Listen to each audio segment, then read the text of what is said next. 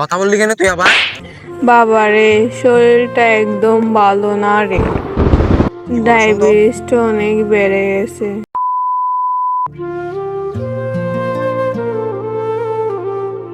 কেমন কেমন আজকে ধান্দা তো হয়ে গেল মোটামুটি। ওই দেখ মকলাক্কা দেখা যাচ্ছে। তাই তো, তাহলে চল চল।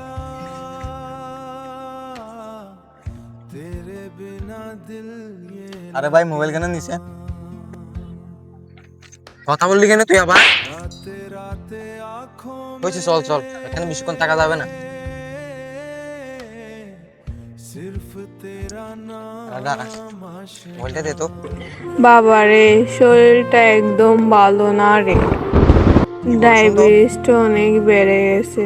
শরীরটা কেমন জানি লাগতেছে। ঠিক মতো ওষুধ খেতে না পারলে জানি না কি হবে।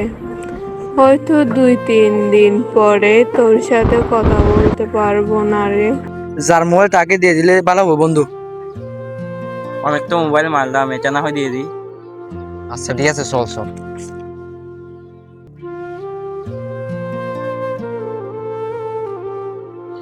ভাইয়া তোমার ময়লা লাগবে না, এই নাও।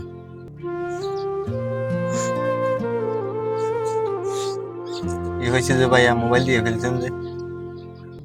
ভাইয়া তোমার মোবাইলটা নিয়ে যখন সামনে গিয়ে দেখি দেখি তোমার আম্মু লাইনে আছে। তোমার আম্মুর থেকে অনেক কথা শুনছি। আসলে প্রবলেমটা হয়েছে কি এবার জানতে পারি? আমি গ্রাম থেকে আসছি যে শহরে চাকরি করার জন্য।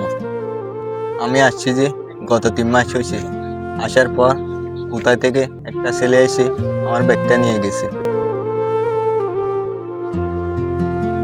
তারপরে গাড়ি নিয়ে আমি অন্য কোথায় যাই, সেখানে আমার মানিব্যাগটা মেরে দিছি। তারপর একজন লোকের সাথে দেখা পাই, সে আমাকে কাজে নিয়ে যায়। প্রায় 2 মাস পরিশ্রম করার পর আমাকে টাকা না দিয়ে বাইর করে দেয়। হঠাৎ করে আমার আম্মু অসুস্থ হয়ে পড়ে। আমার এক বন্ধুর থেকে টাকা নিয়ে আমার আম্মুর ওষুধের টাকা দিই। ভাই তারপর কি হলো? তারপর থেকে আমি বেকার, অলিতে গলিতে আমি একা একা ঘুরি। অনেকদিন পরে হঠাৎ করে আম্মু কল দিছিল। তারপরে আপনারা মোবাইল দিয়ে নিয়ে নিয়েছেন। কি বলছে আম্মু সেটাই শুনতে পাইনি।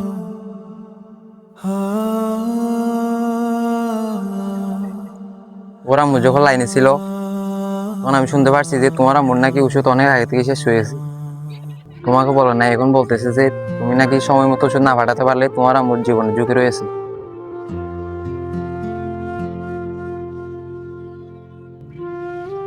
এখন তুমি কি করবে? আমার কিছু করার না, আমি এখন থেকেও না থাকার মতো হয়ে গেছি। আসলে হচ্ছে কি, আমরাও তোমার মতো বেকার। আমরা চাইলেও তোমার জন্য কিছু করতে পারতেছি না।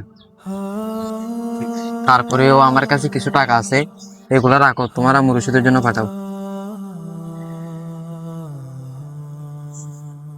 তো ভাই আপনি আমার অনেক উপকার করছেন। আপনি যদি টাকাগুলো না দিতেন আমার আম্মু মনে হয় বাঁচতো না। তাড়াতাড়ি গিয়ে তোমার আম্মুকে টাকাগুলো পাঠিয়ে দাও। আচ্ছা ঠিক আছে ভাই।